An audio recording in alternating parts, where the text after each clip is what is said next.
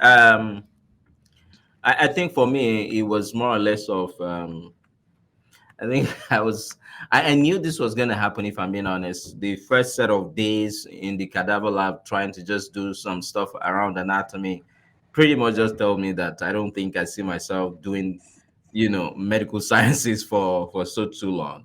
I remember one of my professors said, but you don't have to do that. You could do community medicine and, you could just be somebody who is a researcher. And I said, no, I just want to do something else. And so it's been quite interesting.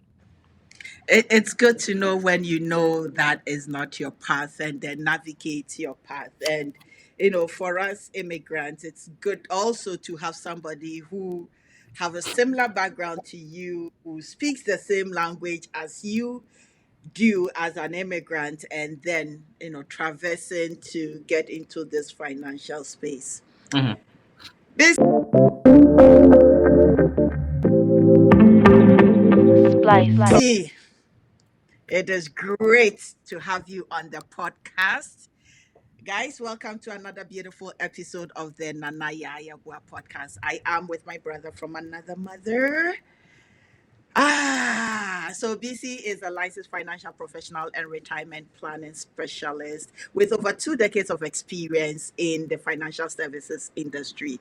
And if you listened to us previously, we're talking about his background in medicine, from medicine to finance, which is a huge, two different aspects of life, but it's equally important to life. So as we take care of our physical health, he helps us take care of our financial health. So whichever avenue you decide to look at it, it is health focused, financial health or physical health.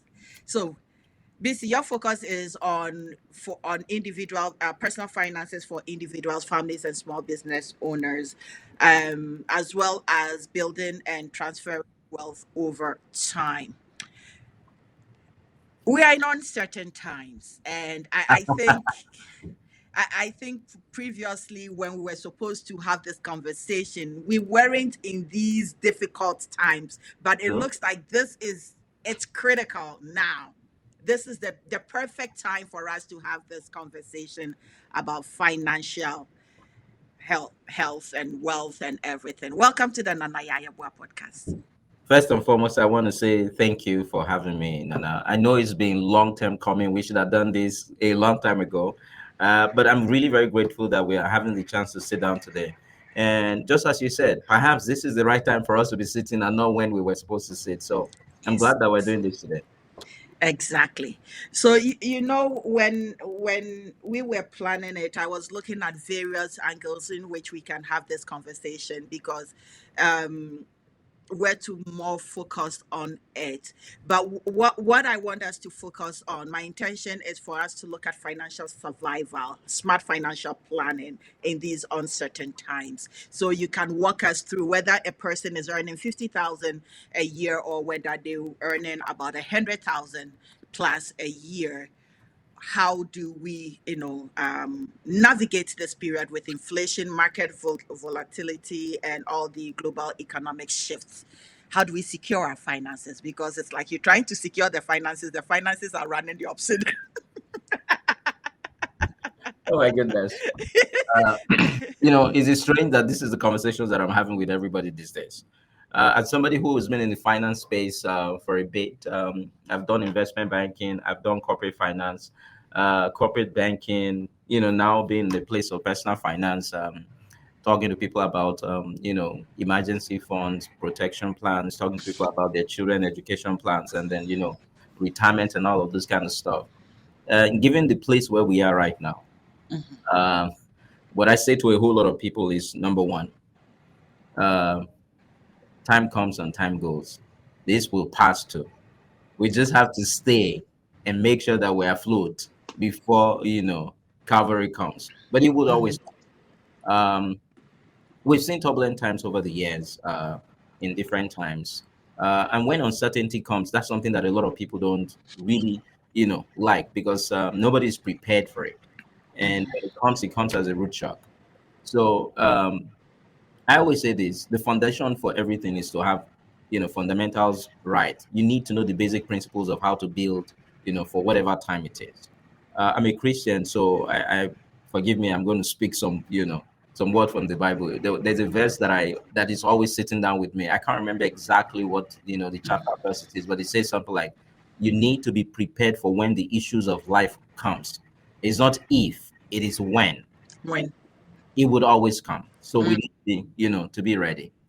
So, for example, I say things to people like this: everybody needs to get financial education to understand where things are for them at every point in time. Why is that?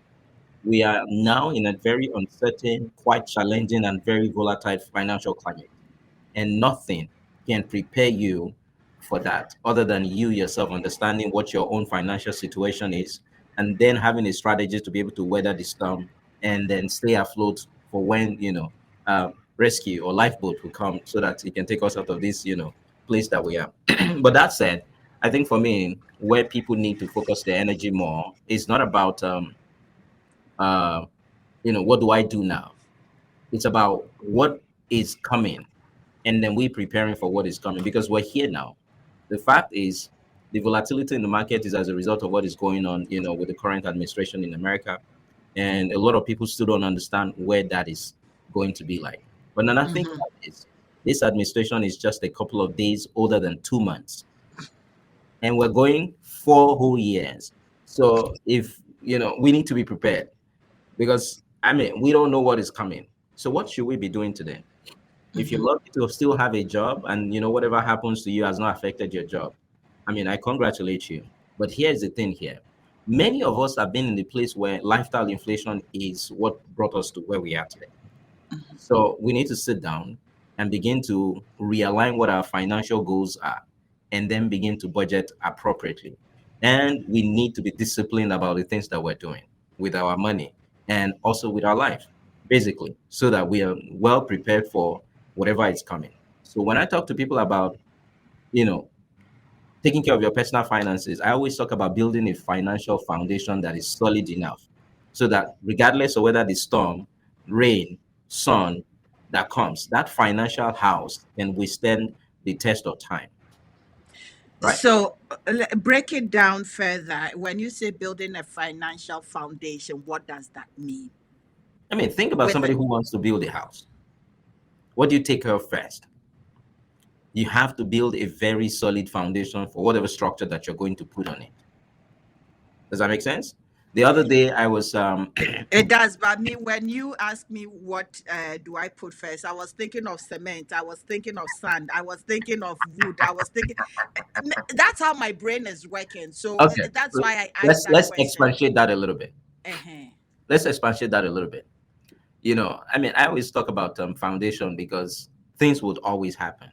Let me give you an example of something that recently, caught my attention in the news. Um, there was an earthquake in Myanmar, and then in My Thailand. yeah. And Mm-hmm. I was in Thailand in 2023, and I could see some of the places that I was. There's a particular hotel that I stayed in, and then somebody was swimming in that same swimming pool that I swam in. And when that tremor came, Mm-hmm. there was a video that was released how this guy ran out of the pool, and then everybody was running all over the place. That was a 28-story building, where the pool was. So you can imagine if, heaven forbid, that person, was swept away from there. Oh, But that was the water that was pouring oh over yeah, the edge. I saw. and think about this, right? The buildings still stand. Mhm. Why? They knew that that area is prone To to earthquakes. earthquake. So the people who built that already put some mechanism in place, to an extent, to help them to withstand, all this movement when that happens, right? Mm-hmm. So let's bring that down to when you talk about personal finances. When I talk to people and people ask me questions, everybody wants to talk about savings and investment, and which is not a bad thing, okay? But the reason why we could save, we could do whatever it is that we do today is because we can earn income. So the first thing people need to know is that, how can I guarantee that I can keep having income no matter what happens? Because see, the people who say cash is king, they understand what they're talking about. Cash is kingdom, actually. Because at the end of the day, it doesn't matter. If you don't have cash, you're going to be in a very tough place. So let's talk about why, first and foremost, what we need to look at is to build a proper protection plan for ourselves. And it's mainly because of income. And to also protect the lives that we have today and the health that we're able to use to be able to work. And more importantly, to be able to also protect those savings and assets that we've built over time. What do I mean by that? Heaven forbid that I can't get home today. Say I drive out of this office and then I run into an accident and then I become disabled from there. I can't work going forward. Somebody's still going to have to pay my mortgage tomorrow. Electricity still needs to be paid. Water needs to be paid. Food needs to be on the table and all of those kind of stuff. So how do I make sure that I have a proper protection plan in place to take care of when the issues of life eventually comes? That's the first thing. Because the biggest thing that people don't realize is when things happens, the first question that I ask people is this: if you have a major medical condition and you can't go to work, how many years into the future do you think your current employer can keep paying you salary if you don't go to work? And let's say, they pay you for a year, the most generous one of them. After that, and you still can't work, how many years into the future can your current savings take you if you keep, depleting it without adding to it? Then a lot of us have so much debt, credit card, student loan, auto loans, personal loans, line of credit, and then mortgages. How do we make sure that we get ourselves out of debt over time? Most importantly, get out of consumer debts that are very expensive and punitive. I mean, I can understand some debts are good because you're using them to generate additional, asset and all of those kind of stuff or cash flow. But there are some debt that are just, outrightly stupid. We need to get out of those. And then have emergency fund that can take us, to what happens if I lose my job, for example? What happens if my business is not doing what I expect it to do? Let's say maybe my vehicle breaks down or a major appliance in the home breaks down. And then, we begin to talk about the investment for the future. And later on, we can begin to think about how do I do estate planning for end of life and also, have all of those things in place. So when I talk about a solid financial foundation, no one can genuinely build wealth or take care of their personal finances without thinking about all of those 5 different pillars in that order of protecting the ability to keep having an income to take care of the things that you need to take care of. Make sure you get out of debt by just looking at your cash flow and then look at where your expenses are going through. Get out of all of those expensive liabilities that are taking so much money away from you. And then put money into emergency fund. And then eventually begin to save and invest for the future and then have an estate plan. All these things you are saying, Bisi, I understand. But as it is right now, Mhm. how? You see, right now did not just happen. Right now was something that we saw coming. Everybody knew this. I mean, every economics person will tell you this. Today doesn't just happen today. It's a result of things that we've done yesterday or the day before. Decisions that we make before determines what happens today. Decisions that we make today will determine where we're going to be tomorrow. So when it comes to people's personal finances, what decisions are they making today? A lot of people are taking crucial financial decisions without having the requisite knowledge to be able to take care of those things. So I think the first thing that people need to do is, even with whatever is going on right now, we need to sit down and think about what are the goals that I want to achieve financially, and sit down and write those goals down. Do I have the means to achieve those goals? And sit down with a financial professional who can help you to understand, what are the things that you need to begin to plan for? Where do I cop some of the things that I'm doing? There are so many excesses that a lot of people are putting money into, which I don't believe they should be. And there are so many things that people should be taking advantage of, which they're not. And so everybody is in the place where they are today. I truly believe that some people are not earning enough money to be able to do the things that they're doing right now. And you see, if we don't change from where we are today, we can never get to the place where we want to be. Now, before you go, a lot of people, a lot of people have monies in the places where um, they can't retrieve it right now, given what is Yes. going on, uh, in the society. And there's a lot of panic in the system because, oh, my money is going down. I have money in this stock. I have money in that, and my money is going down. Should I take it out? Should I not? And all of those kind of stuff. That are the questions that I hear from people. If you're one of those people and you're listening to me today, Don't take emotional decisions based on what is going on right now. This is the best time for anybody to get into the market if they want to get into the market. If you are already in the market and you want to get out, this is the wrongest time to get out of the market, because you probably lost most of the money that you put in there. But a lot of people will get out of the market because they feel like, oh, I want to preserve what it is that I have left. I don't want to lose everything. Many people are always timing the market as against looking at the number of times they've been in the market. Staying in the market over time always pays off, but a lot of people are looking for the quick wins and the quick gains, so they're always timing the market. When should I get in? Oh, if I get in now, this thing is going up. One of the greatest investors of all time is Warren Buffett. And for me, as a young person, when I was in business school, I read so many of these books, and it's always doing this annual, letter to his, Yes. investors. And constantly, I remember one of my professors of economics, Michael will say, remember what Warren says every time. Number one, do not lose money. And then number two, always remember number one. Those are the two advice, you know, these people every time. Mhm. And so for me, I think where we are at today, many of us will be in a place where we struggle with, should I stay in the market? Because I mean, you asked that question, what do we do right now? If you're in the market, stay in the market. Don't get out. If you want to get into the market, this is a good time because everything is on sale at the moment. So you can get into the So, market. But you must know that whatever you're doing right now is not a quick, turn around something. You have to have, a long term view and a strategy to be able to get anything out of the current market.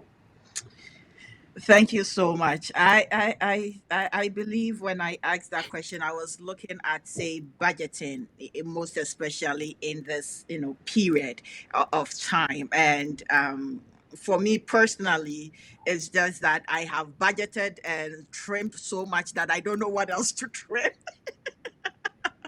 I mean, I don't know what else to so trim. And there are some things that are essential and some things that are not so essential.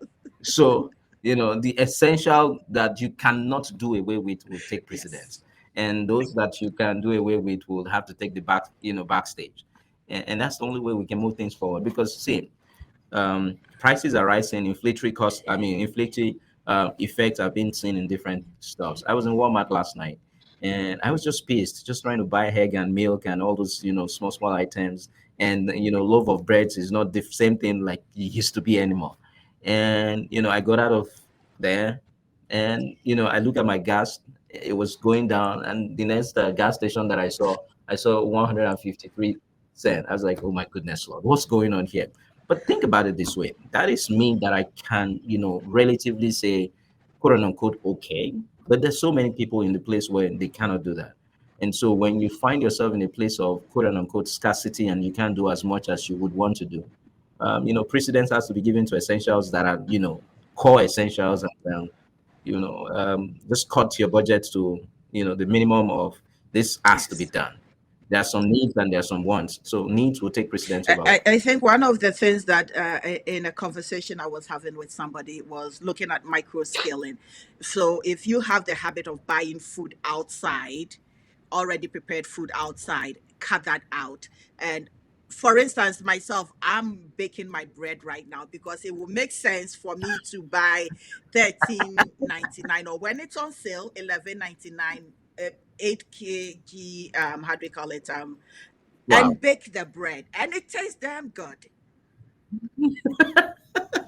I mean, you're very right. I had a conversation with somebody. I think this was about Mhm. 4 months ago. This person's in America. As you know, I do consult in the two Yes. countries. So I was with this gentleman in Pennsylvania, and so we were doing cash flow analysis. How much is coming into the family between you Mhm. and the wife, and then how much goes out, and so we can find where the Yes. leakages are and see how we sort of can for so many of us, we have stuffs that are on, auto pay with our Yes. credit cards and then, all of those kind of stuff. So I advise people sit down and bring out the statement of accounts that you use, be it for your checking or savings or even your credit card.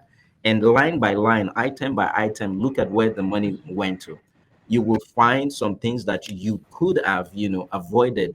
And if you begin to put all of those small bits and pieces together, you will find that the aggregate becomes something that is, you know, sizable enough for you to rely on in, trying times like this.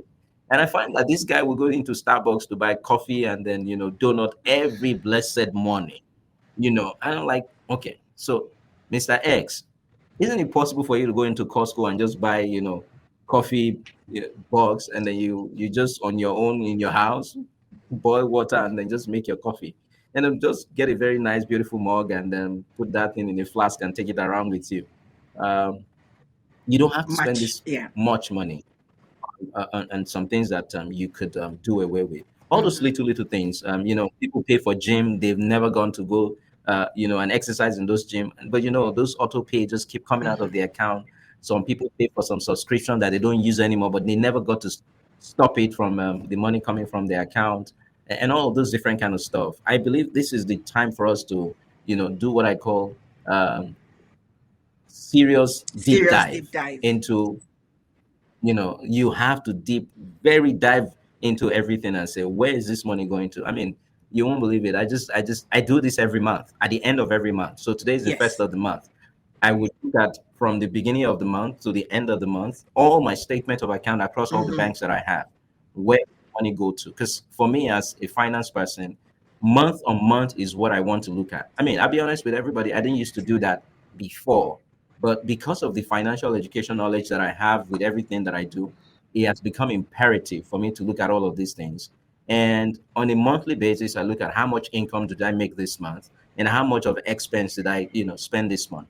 Did I break even? Did I lose money or did I make money? I need to know that at the end of every month, because if I don't, then I'm in trouble at the end I of used to be the so good period. at that, eh? I need to revisit that, because for I'm a tactile person, so this is the book that I use for my finances, my budgets, the income coming in and going out and everything. But for I think I got exhausted with everything going on, and instead of really being critical about it, I said I'm tired. I I mean, that is also valid, because I mean, it's a real Yeah. concern where we are in the world today. It's a big concern for every one of us to begin to think about. You know, we don't know how long this is going to last. And I don't know if you know this, the U.S. administration just released a paper about all of the countries of this Mm-hmm. world and what is the trade that America has with each and every one of them, with the mindset to look at who is extorting us, quote and unquote. That's what they think. And how do we begin to put tariffs on things that are coming from all of this kind of uncertainty and volatility that is coming from where you typically would expect to have tranquility before Yes. now, uh, is troubling across the entire and the length and breadth of this world right now, and nobody seems to understand where that is going to. Right? We have an election in our country that is coming in a couple of Wait. weeks. We don't know, where that is going to, and how does that affect the relationship with our brothers and sisters down south, and all of that kind of stuff. So in the financial services space right now, there's a lot of uncertainty, and that has not been factored into anything just yet, because you don't know what Mm-hmm. next is coming. And and so I think on an individual basis, what people just need to do is to be more critical about how they are analyzing their spending, their intakes, and all of those kind of stuff, so that what is not essential at this point in time, there shouldn't be what I would call frivolous spending on those kind of stuffs at the moment. Oh my goodness. Thank you so much. Thank you so much. It may be hard to break, but then the times calls for that. Right now, Yeah. maybe sometime earlier in the year, I canceled my parking at work, because every month they were charging. It wasn't much. It was much, but it wasn't much, $47 or so. But I canceled it so that I park on the street. And luckily, they don't give tickets on the street overnight where I work. So you park there. Sometimes you have parking closer to the workspace. If you don't and you park a little further, you take it as an exercise. I mean, you might think that $47 a month is not much, but that's about 500 and A some change, year. right, on an annual Exactly. basis, right?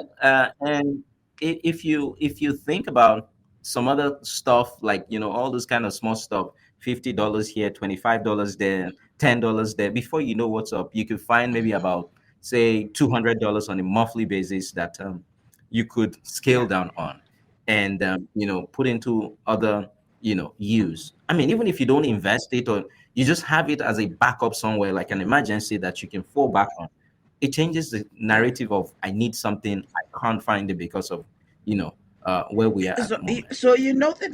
the next question I'm going to ask you is really about, say, debt management. I know we talked about debt management and everything.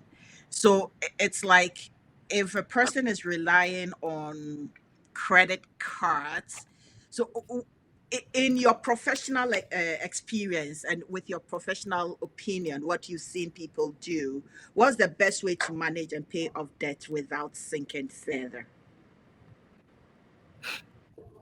Before I talk about paying off debt, I want to talk about something that I think a lot of people need to understand when it comes to debt. You see, when we talk about debt management, what I hear most people talk about is having good credit score.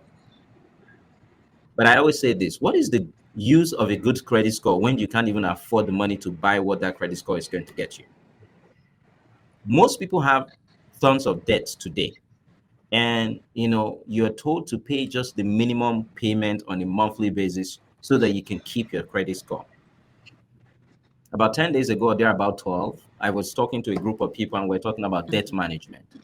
And I tell people this: can you bring out your last credit card statement and say how much is the Minimum. monthly, uh no, the statement Oh. balance.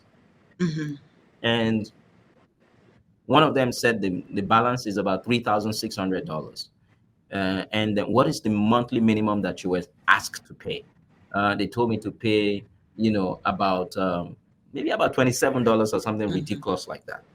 And then the guy feels like, oh man, $27. I mean, that's chicken change. Let me just give them $27. And then he does. And then they will send him an email. Oh, thank you. We received your payment. And then, you continue like that. So the next question that I asked this guy is, how much is the interest rate on your credit card? And he says, uh, uh, I was like, it's like you don't even know. And, I'm thinking maybe, I said, okay, let's check it. And guess what? 21% is what it is. So I tell this guy, I said, let's imagine that you just give them the $27 that you're giving them every time.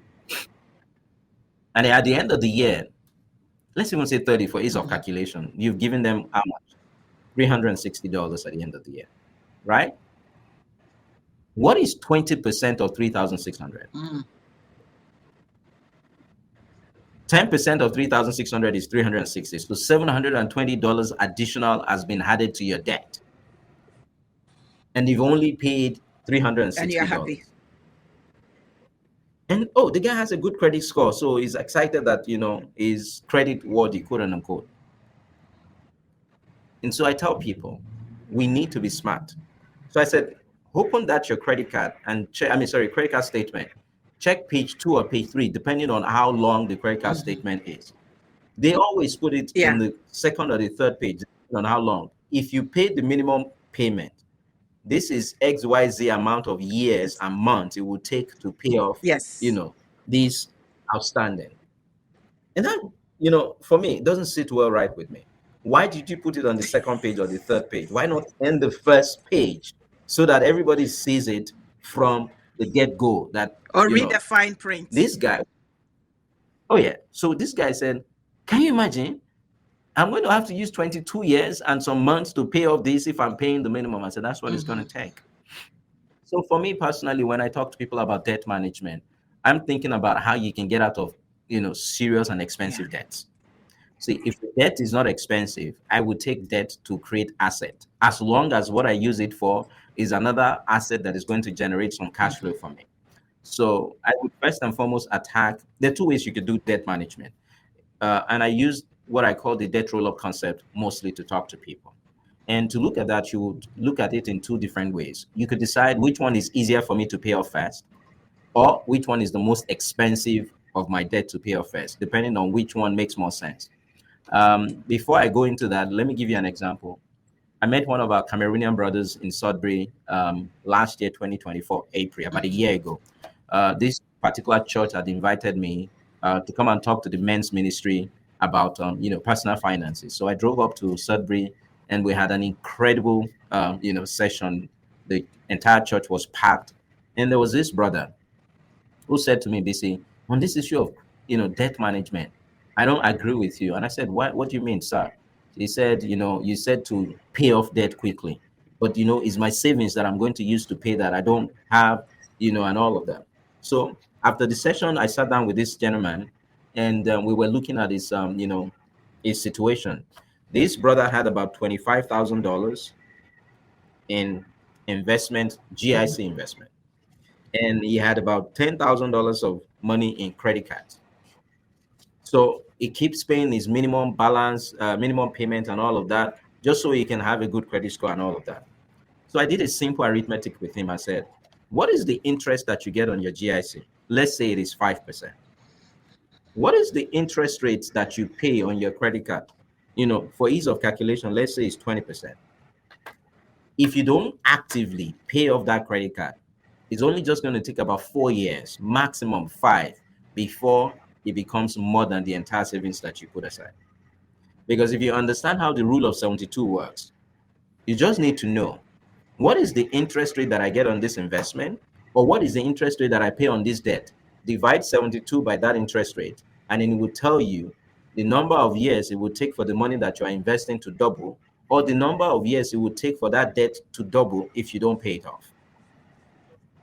So I told this man, I said, 20%, 72 divided by 20 tells me 3 years and some months. So let's say 4 years max.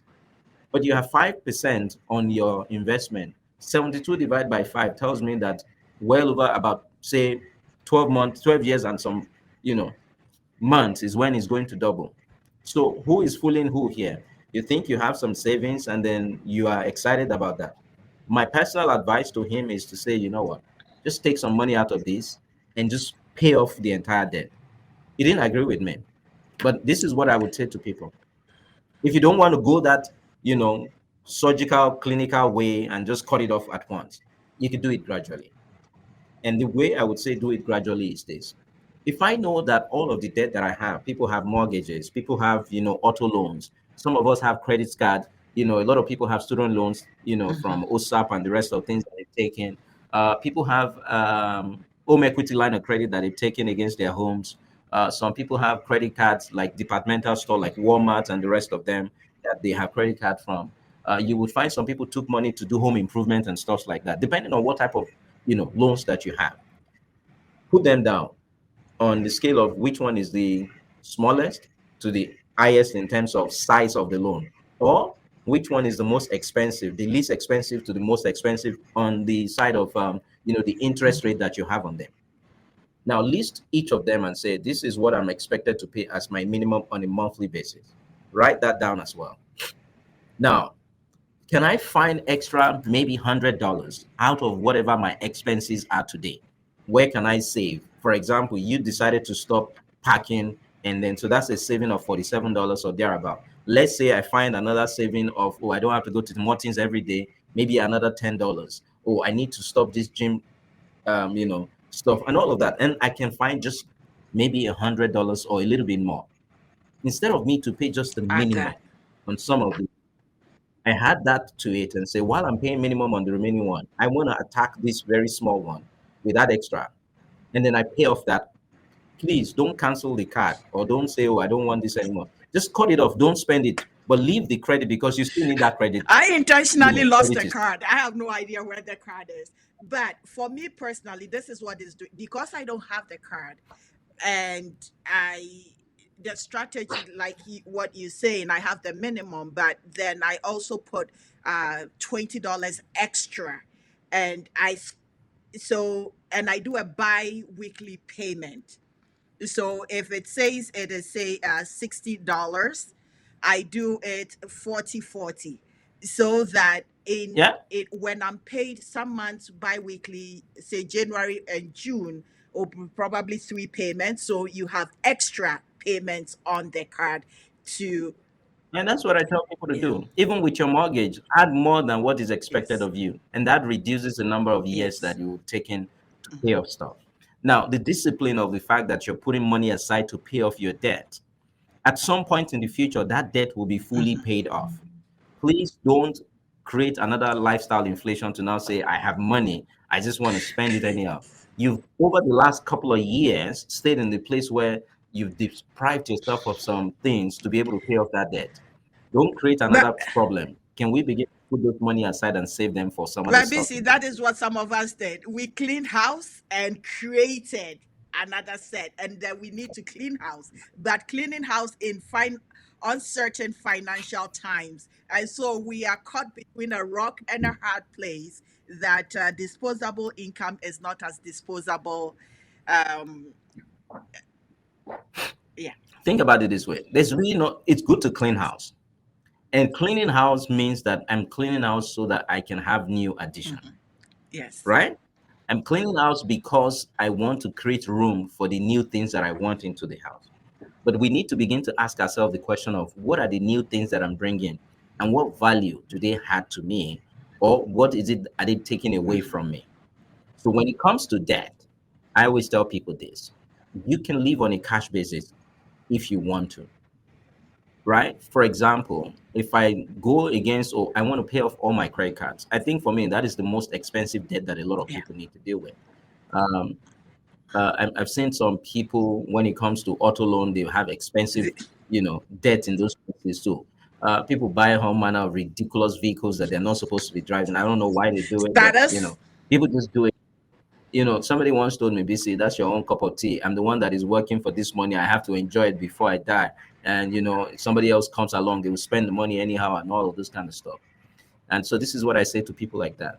You can live your life in two ways.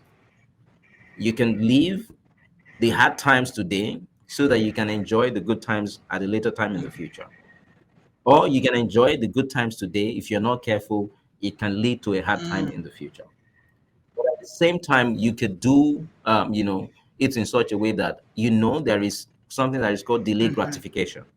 You just want to get, the basics out of the way first, and then create a discipline, a culture of I can live within this particular means without necessarily, getting things more than, you know, difficult than what it is already is.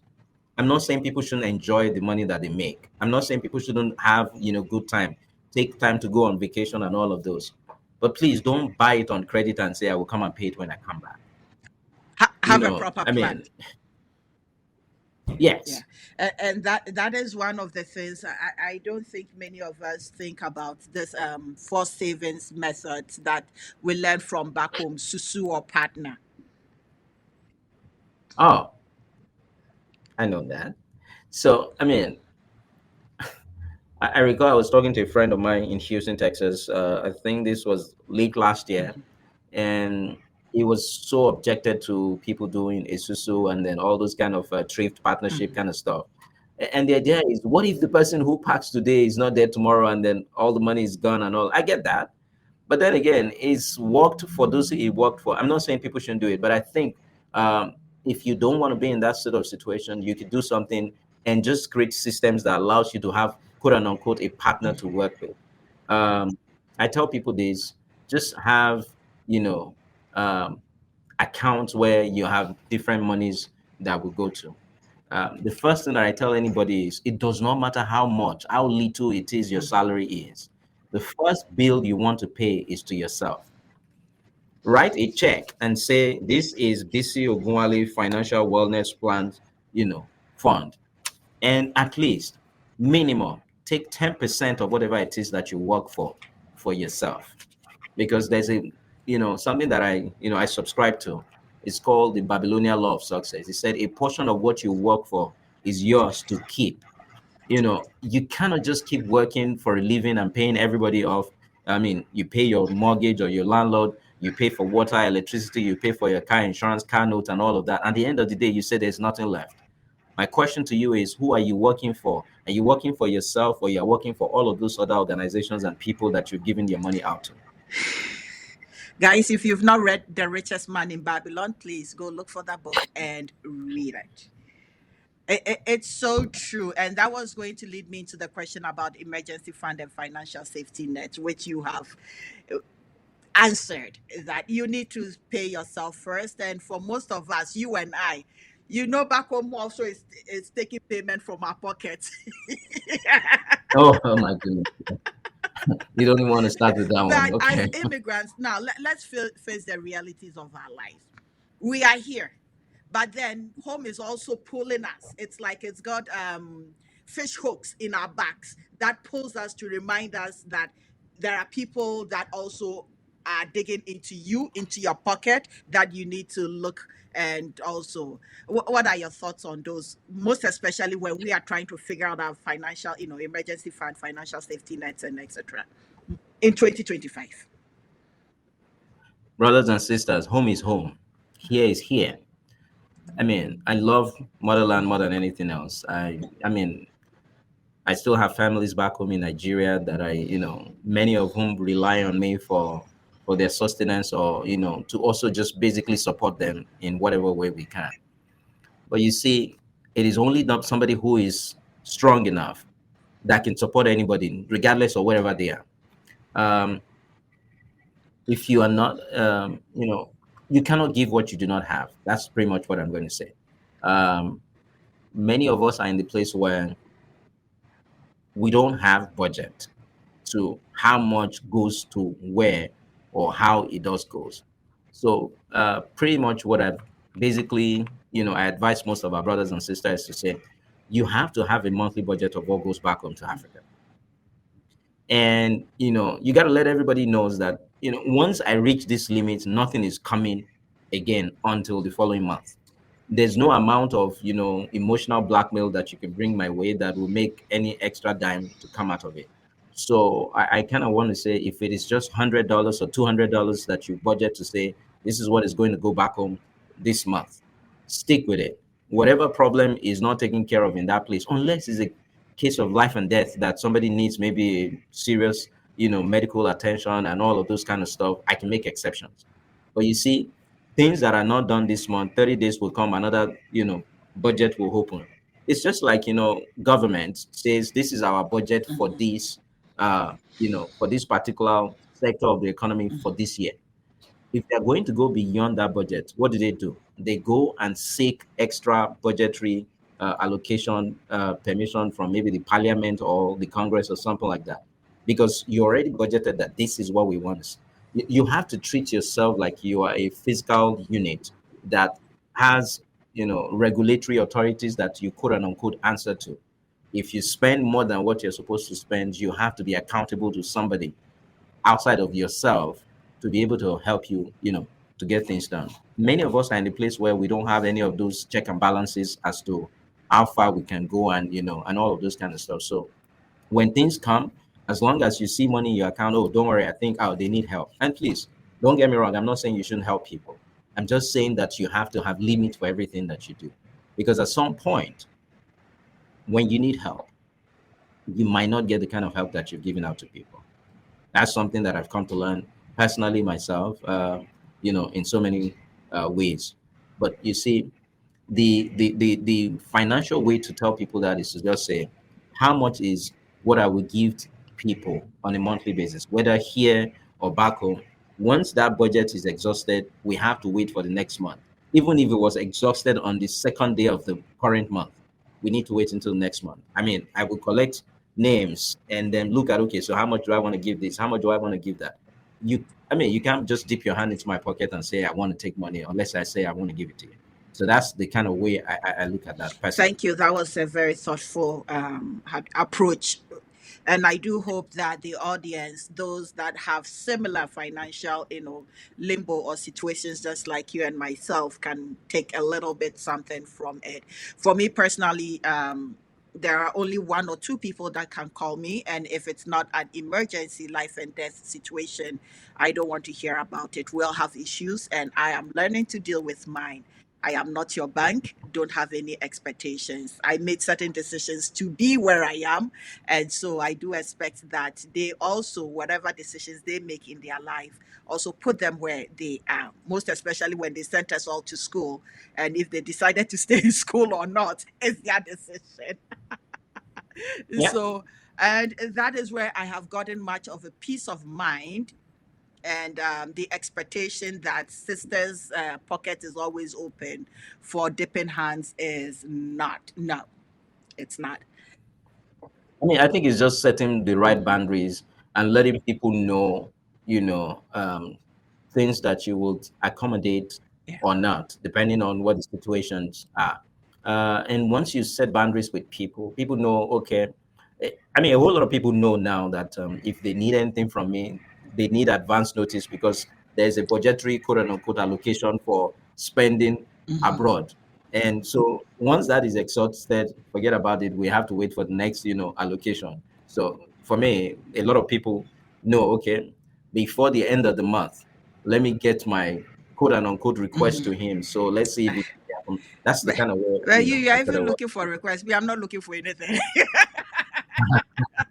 Who is fulfilling my request when my budget is gone to negative? Or I, There are some, I mean, those requests will come. I have budget for it on a monthly basis. This is the max, and once it goes beyond that, you have Ah, to wait for the next month. half of the time these days, my budget is going into the negative, and I'm looking for other ways to cut out more. So, I feel you. And the fact that some months you don't get the yeah, request to fill the amount that you budget, please don't add it to the next month. So just take it back into whatever it is that you budget for that month. If you finish it, that's wait it. for the next month. If you don't finish it, take it back to the, to Yes. the vault. So let's come to this topic of say tech and finance. Like Mhm. with all these digital banking, investing, cryptocurrency development, in your experience and view, what financial technologies do you think some of us should embrace or avoid?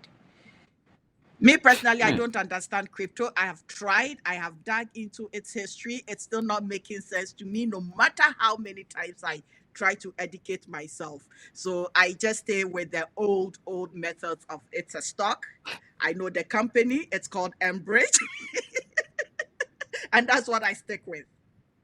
But that's me Okay, personally. so without disrespect to anybody who is involved in anything that has to do with digital money, crypto, Ethereum, whatever type of Hmm. coin that you want to call it. Personally, I don't understand it. And I don't dabble in things that I do not understand. I've never put a dime of my money in there, and I'm never going to put a dime of my money in there unless I understand the fundamentals of what it does and how it works and all of that. Just like you, I'm still very old school in the sense of how I think about, investment should be done.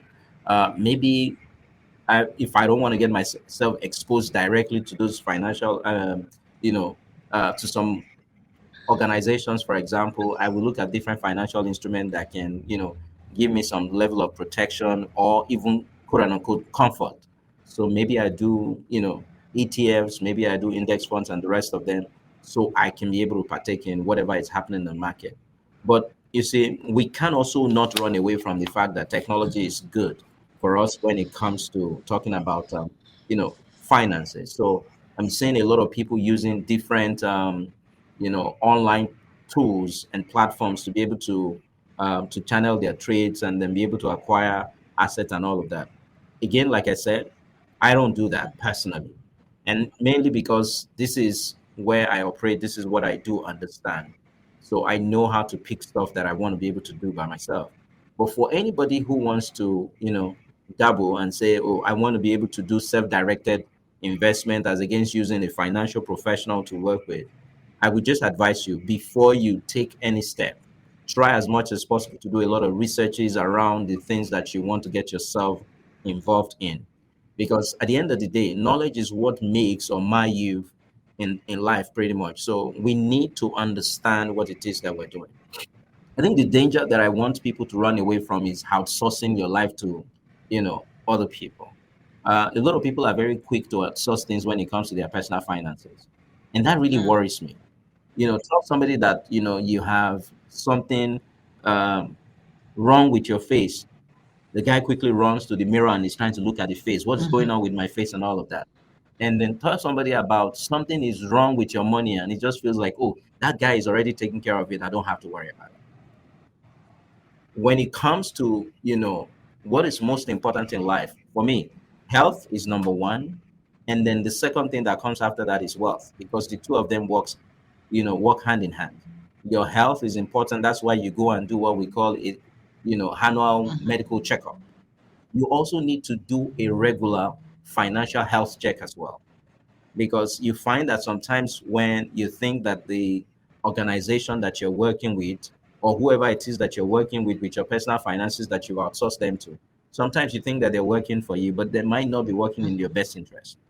And so every one of us needs to have some level of involvement in understanding the things that you know our money is going into. In any case, you are the one that worked for the money. So you should be asking the question, is the money working the way you want it to work, or is it working for you at all? Because many people do not understand that. But I find that a lot of people just going to go and work on living, pay off everything that needs to be paid off, and they want to step back and say, oh, I just want to enjoy my life. You might be thinking that you're doing something good today, but when the troubles of that comes tomorrow, you will still be the same person who is going to bear the brunt of whatever consequences that comes out of it. Not the financial institution that you're working with, not the government of the country or the province that you live in, not the broker that you're working with, not the bank that you're working with, not your employer. Everybody's future is supposed to be in their hands, and then you have to take charge of how things work. Now, I'm not trying to turn you into a financial guru or something like that, but I want people to pay attention to what their monies are going into and how is it working, whether for them or not, so that they can begin to apply quickly if they need to make adjustment and then get things done. I think on the final note, what I want to say in that space is people think that they have time. I mean, Nana, look at it. Today is the 1st of April 2025. Sister, do you think like it feels like we've spent 3 months in this year? What does it feel like when you say, wasn't all 3 or 4 days ago we said Happy New Year? Yes. And here we are. A lot of people would think that they have time. I'm seeing a lot of people in their early 40s, late 30s today thinking that, oh man, I mean, I still have time, I'm strong, and all of that. The question that I ask people today is, are you too busy just working for a living and paying your bills that you're not paying attention to your future?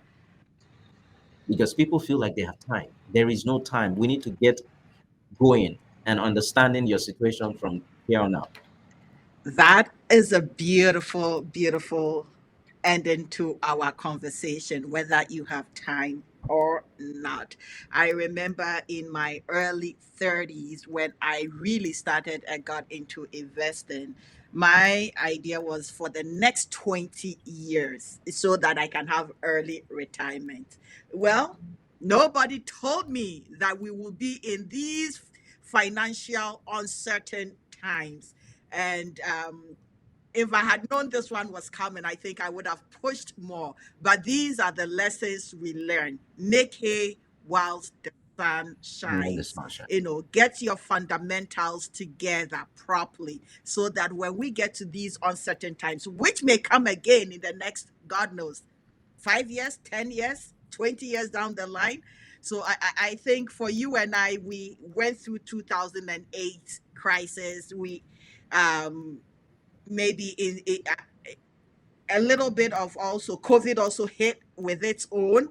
And Mhm. now we are here again in a recession, quote unquote, even though they're not calling it a recession. We all know this inflation and everything is hitting us really, really hard. So, um, final.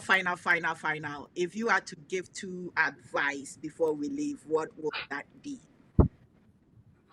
Number one is, this is not going to be the end of volatility. We will see another volatility. How long before it comes, we don't know. Market would always go up and market would always go down. I want to tell people this. A lot of people think about timing the market to get into the market so that they can make quick gains. It is not about quick wins, it's about winning over a long term period. So the timing of the market is not as important as the number of times that you've been in the market. When you see volatility like you're seeing today, when you see the uncertainty that you're seeing today, if you look at it in the real sense of it now, market is going down. But if you look at market over the last 20, 30 years, market has always, you know, gone up. And so if you have been in the market for the last 10, 15, 20 years, you have seen upward swing. But if you got into the market just because you felt like, oh, this thing is about to happen, I get into it, and then it dips, then you begin to have problems. So that's number one thing that I want to tell people. Build the discipline of I want to invest and build wealth long term. I'm not looking for short term, you know, riches. That's number one.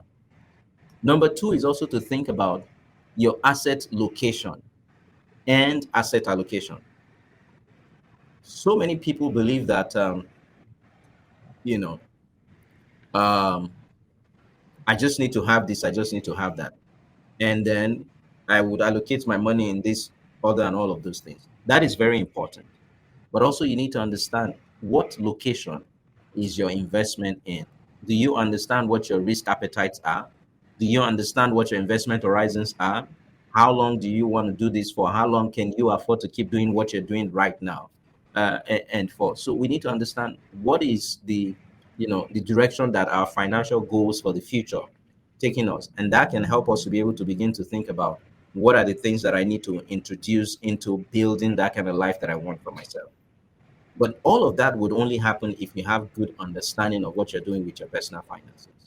Because at the end of the day, no one is going to care more about your financial future more than you. On that note, I want to say thank you Excellent. for having me. Excellent.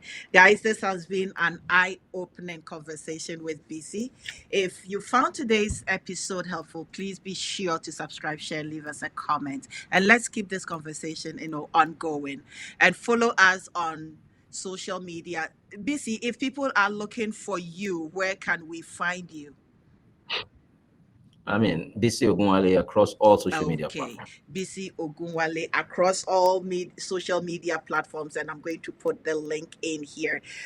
Until next time, stay financially wise and empowered. There is information out there. If you truly, truly are looking for it, you will find it. Have a beautiful day and keep your head above waters.